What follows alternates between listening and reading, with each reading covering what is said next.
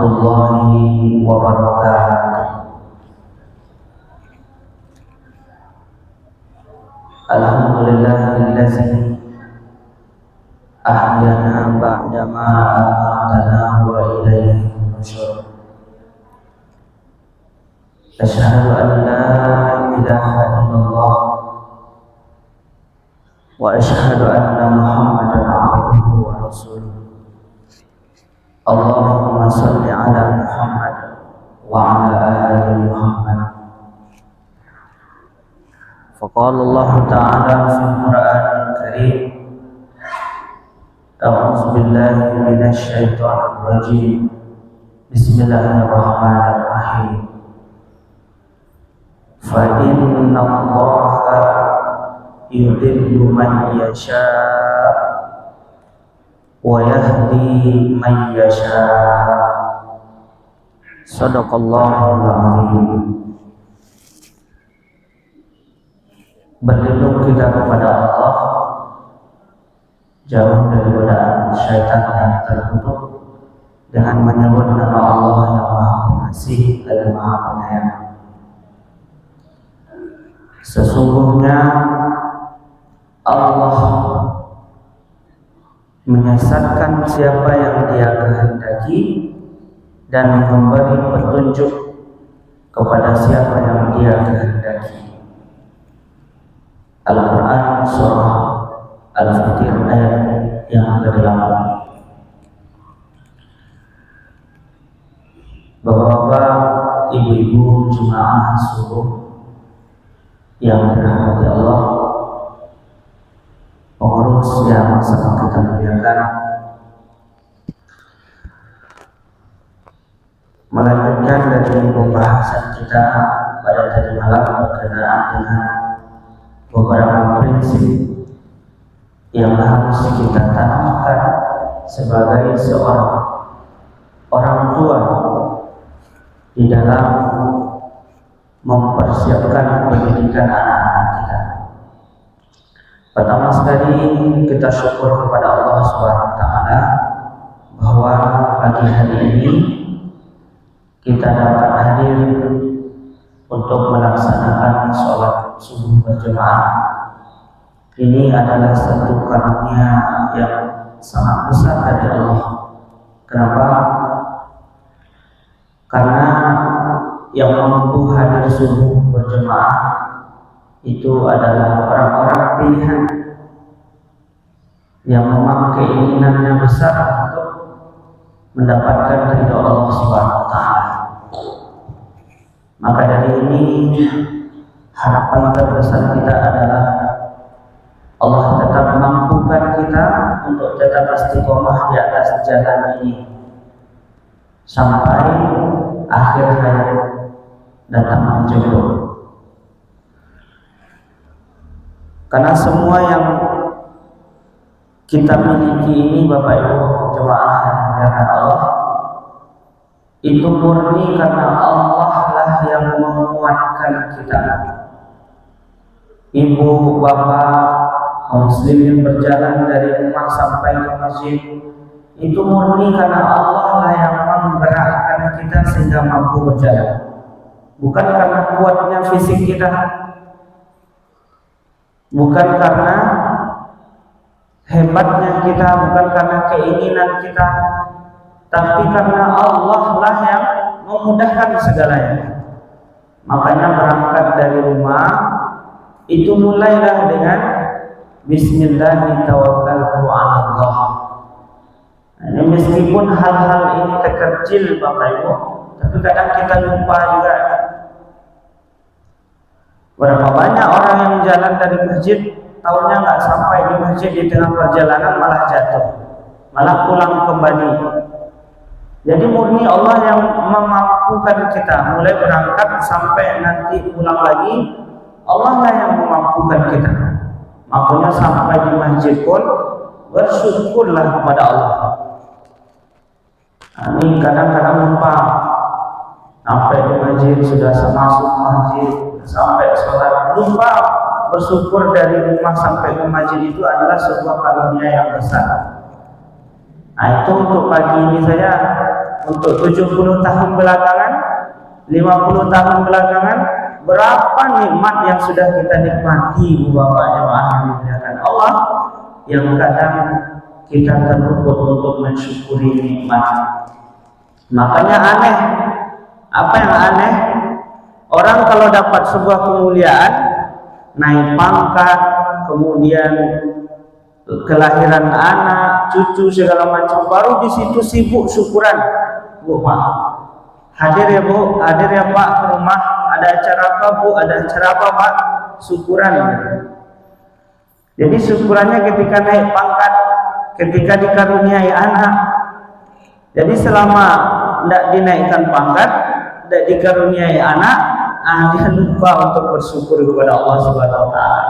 Harusnya orang-orang yang beriman kepada Allah dan hari kemudian, alhamdulillahi ala kulli hal. Dia selalu bersyukur kepada Allah, memuji Allah dalam setiap keadaan yang sedang dia jalani. Salawat dan salam buat Nabi Muhammad sallallahu alaihi wasallam. Allahumma shalli ala Muhammad wa ala ali Muhammad. Bapak Ibu kaum muslimin jemaah subuh yang dimuliakan Allah Subhanahu wa taala. Kalau sebelumnya ada 3 prinsip yang harus kita pegang. Prinsip yang pertama, kita mendidik anak-anak kita itu dalam rangka dakwah ilallah,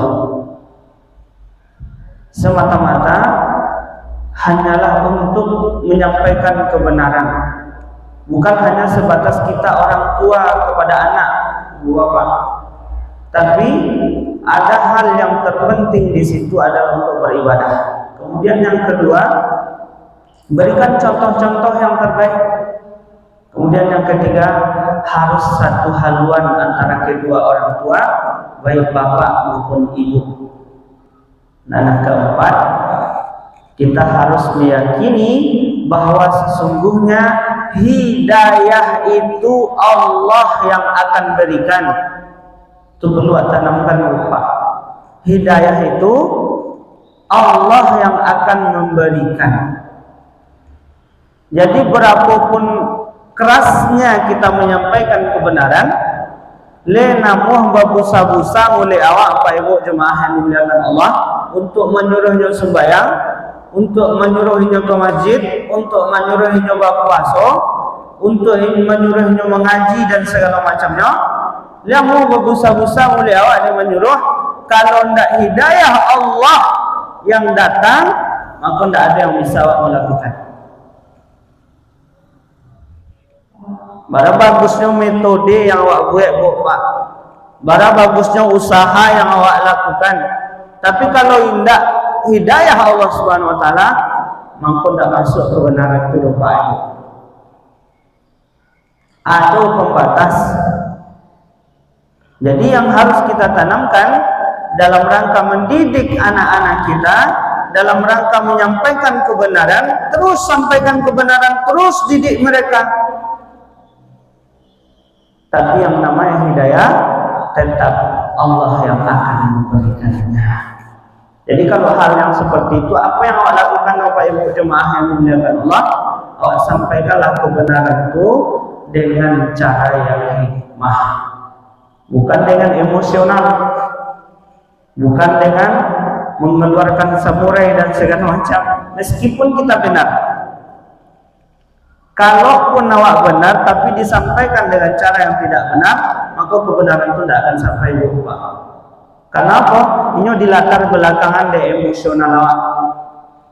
Ambo ko ayah wa amana, ambo ko ibu wa amna, tidak jauh dengan merasa awak.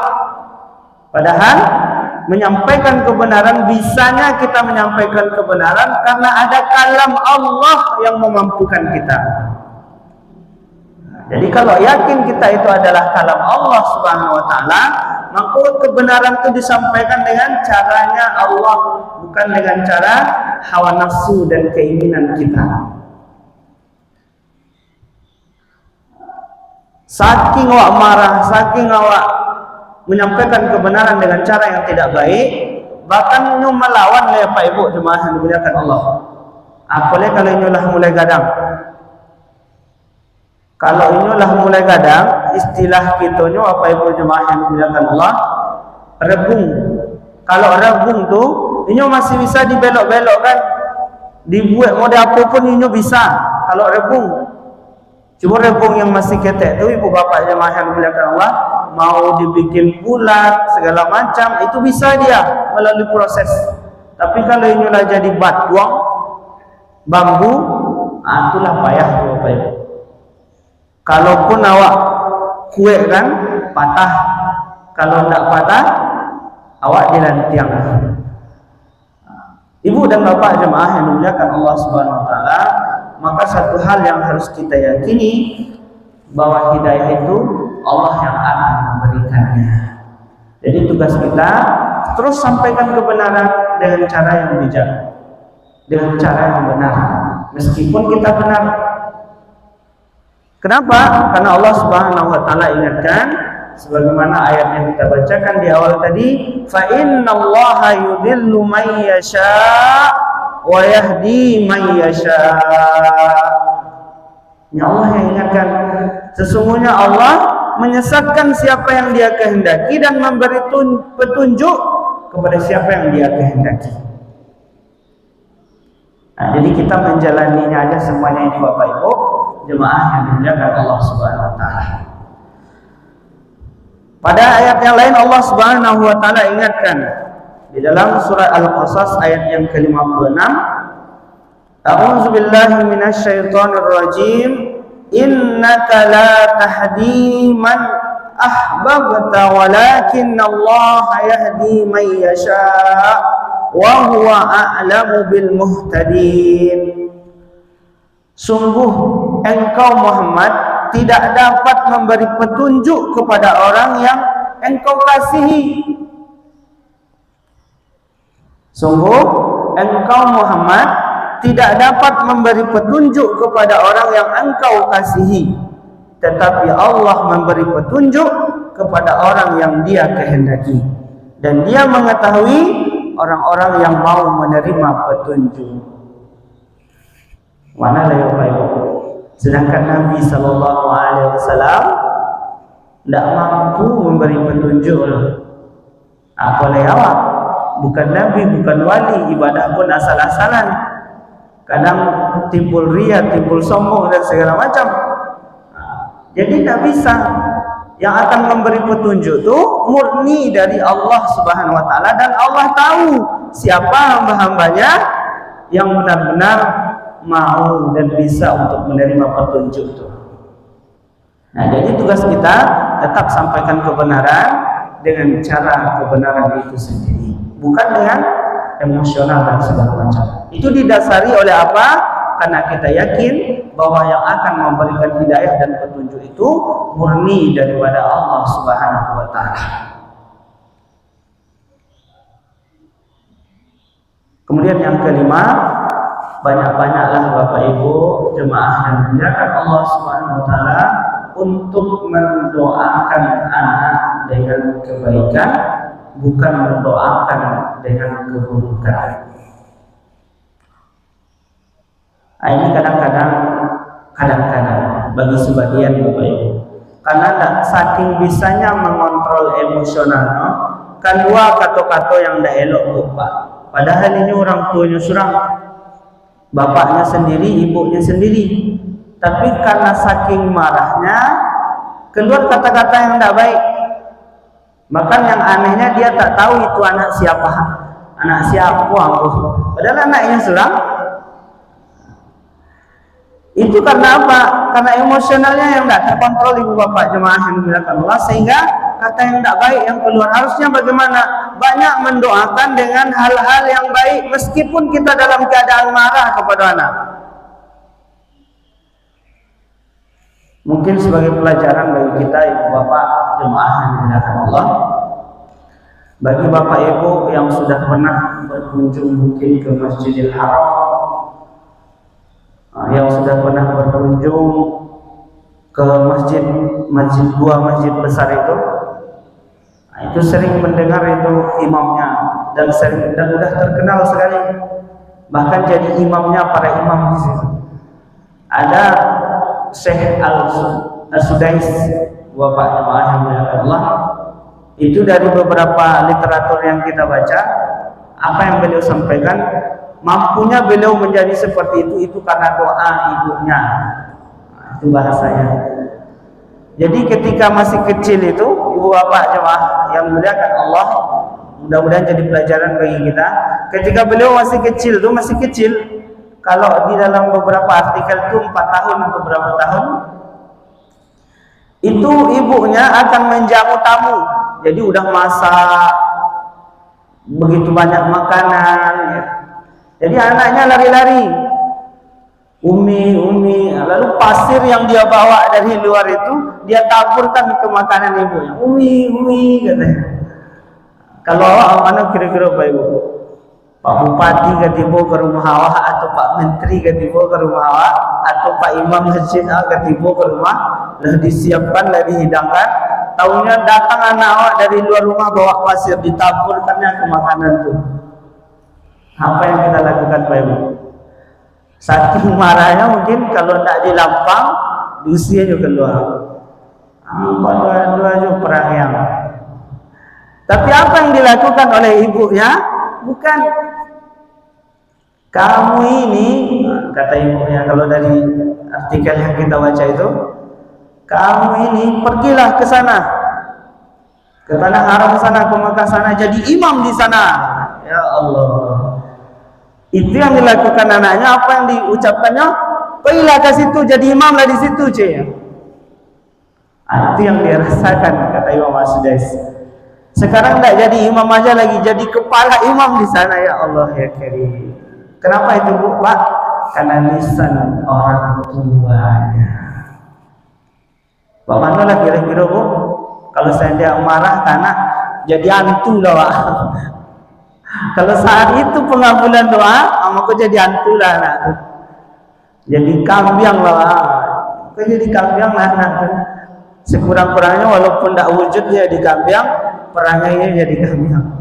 Kalau tidak wujudnya jadi sapi, jadi kabau, perangainya jadi kabau. Nah, itu harus jago ibu bapak jemaah yang dimuliakan Allah. Jadi kalau sekarang kita marah ke anak, doakan dan elok ke anak tu. Pergilah ke masjid raya tu, mudah-mudahan jadi imam di masjid raya wah, dan disekui orang nanti. Itu yang kita ucapkan. Kita doakan yang baik-baik, jangan doakan yang buruk kepada anak-anak kita. Ibu bapak jemaah yang dimuliakan Allah Subhanahu wa taala, ada beberapa doa yaitu disebutkan di dalam Al-Qur'an, dan mudah-mudahan ini menjadi doa kita bersama untuk anak-anak kita. Di dalam surah Ibrahim ayat 40, Allah Subhanahu wa taala sebutkan ini beberapa doa Nabi Ibrahim. A'udzu billahi minasyaitonir rajim. Bismillahirrahmanirrahim. Rabbi ja'alni muqimas shalah wa min dzurriyyati. Rabbana wa taqabbal du'a. Hafal Bu? Insyaallah. Rabbi ja'alni muqimas shalah wa min dzurriyyati. Rabbi ja'alni muqimas shalah wa min dzurriyyati. Rabbana wa taqabbal du'a. Kalau halum hafal bahasa Arabnya, bahasa Indonesia aja dulu. Wahai Rabbku, wahai Tuhanku, jadikanlah aku dan anak cucuku orang yang tetap melaksanakan sholat. Ya Allah, jadikanlah aku dan anak cucuku adalah orang yang tetap melaksanakan sholat. Wahai Rabb kami, perkenankanlah doa. Itu yang kita minta. Jadi kalau ada anak-anak awak yang tidak bisa diasuh sembahyang, cucu awak yang tidak bisa diajari beribadah kepada Allah Subhanahu wa taala, bukan dengan cara kemarahan, tetap sampaikan kebenaran. Di antara cara menyampaikannya, doakan. Ibu dan bapak sidang jemaah subuh yang dimuliakan Allah Subhanahu wa taala. Juga Allah sebutkan di dalam surah Al-Furqan. Ini di antara doa-doanya, silahkan nanti Bapak Ibu lihat. Pada ayat yang ke-74, mungkin sebagian kita sudah hafal doa ini. Rabbana hablana min azwajina wa dzurriyyatina qurrata a'yun waj'alna lil muttaqina imama. Wahai Rabb kami, anugerahkanlah kepada kami pasangan kami dan keturunan kami sebagai penyenang hati kami, dan jadikanlah kami, anak-anak kami, pemimpin bagi orang-orang yang bertakwa. Ibu dan bapak jemaah yang dimuliakan Allah Subhanahu wa taala, banyak-banyak doa ini. Kalau banyak bersitagang jo istri, jo suami, ya Pak Ibu, banyak-banyak berdoa mereka. Rabbana hablana min azwajina wa dzurriyyatina qurrata a'yun waj'alna lil muttaqina imama. Kalau rumah itulah rasul neraka, ibu bapak jemaah yang dimuliakan Allah, antara suami dan istri ndak akur lain, antara anak dan orang tua payah untuk bisa bersama. Banyak-banyak berdoa kita Bapak Ibu, supaya apa? Pasangan-pasangan kita tu, anak-anak kita tu jadi penyejuk hati awak. Pulang awak ke rumah awak tenang, bukan malas pulang. Payu merantau awak atau payu ke pulang kampung awak segala macam, pulang ke rumah tu rindunya minta ampun. Panggilan tu besar. Ikan tak kadang-kadang Bapak Ibu jemaah yang dimuliakan Allah, satu pulang saya baru lah nak payu dulu aja. Saking tak nyamannya di rumah tu. Seakan-akan menginjak pintu rumah tu seperti baru api.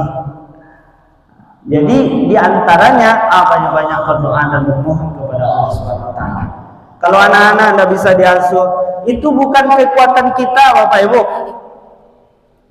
Payahnya masuk wa anak, payah rumah Jawa anak. Kini untuk 10 tahunan ketiba, 15 tahunan ketiba, mungkin yang meheboh di masjid ko Bapak Ibu yang dimuliakan Allah, ini malah yang jadi imam masjid nanti. Wallahu a'lam bissawab. Ada orang yang tahu Bapak Ibu jemaah yang dimuliakan Allah.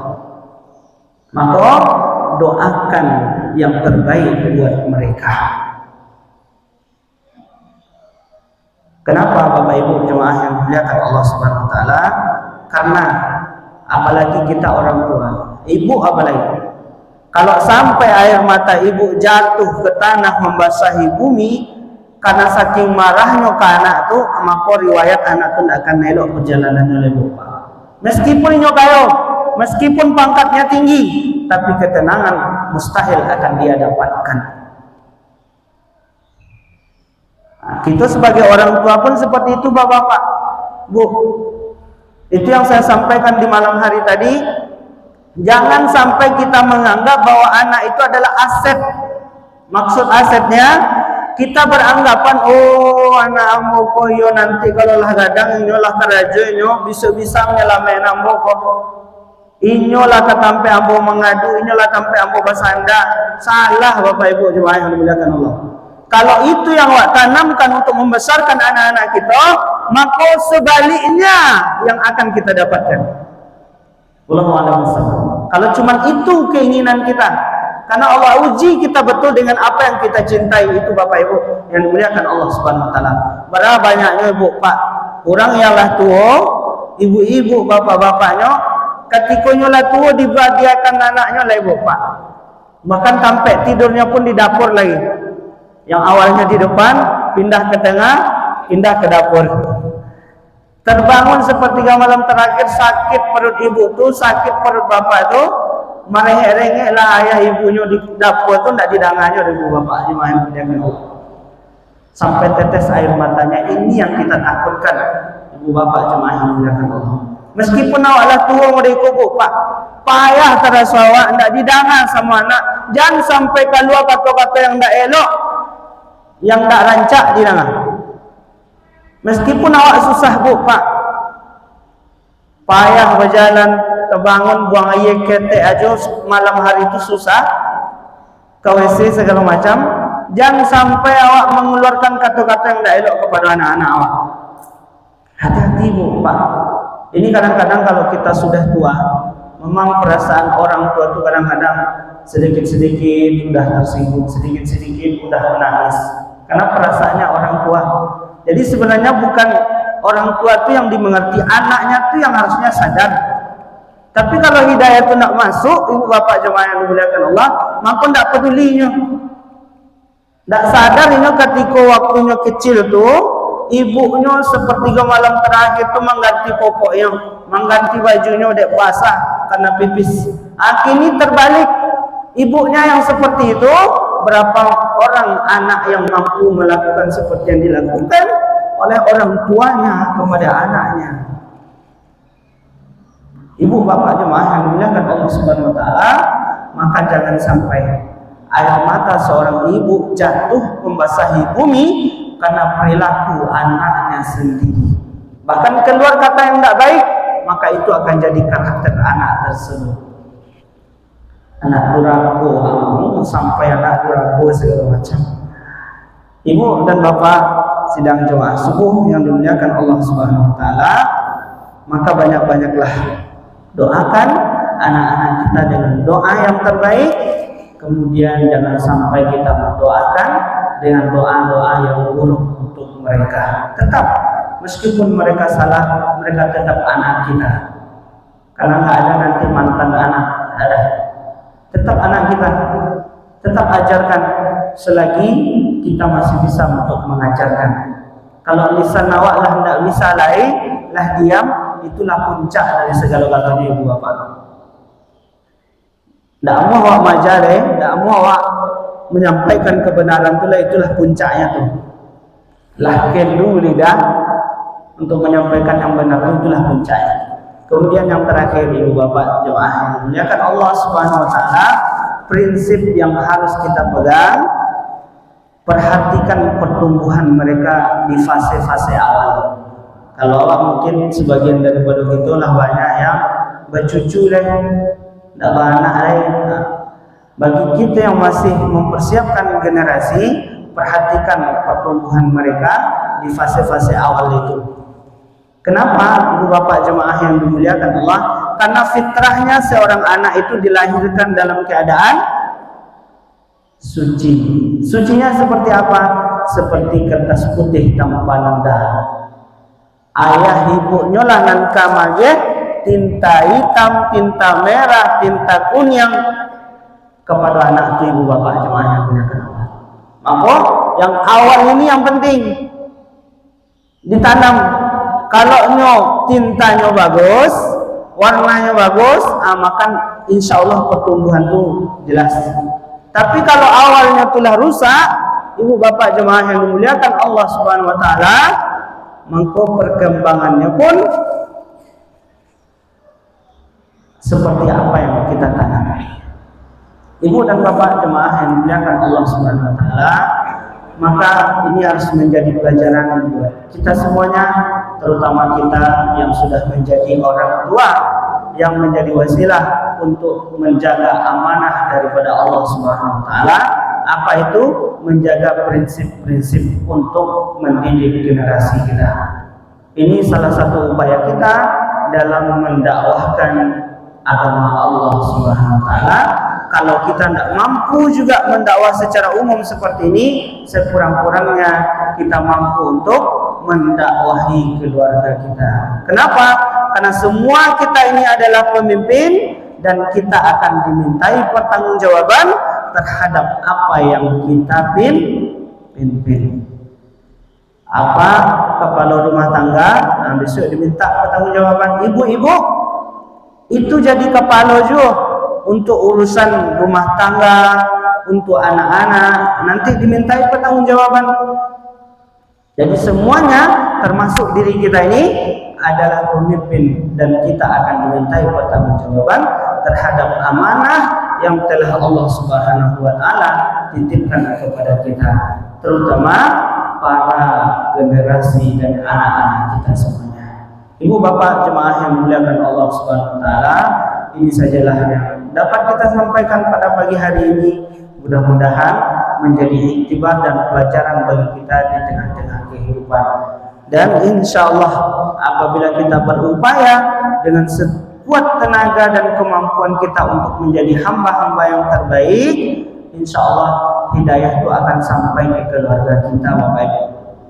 Mungkin tidak sekarang, mungkin ketika awaklah berangkat dulu baru hidayah itu hadir, Bu, Pak.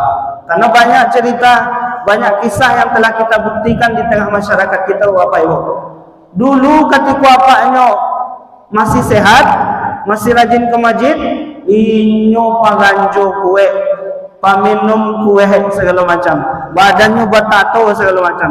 Tapi ketika apanya meninggal, ibunya meninggal, ya Allah ya Karim, bahkan dia orang yang paling taat berada di masjid. Wallahu a'lam.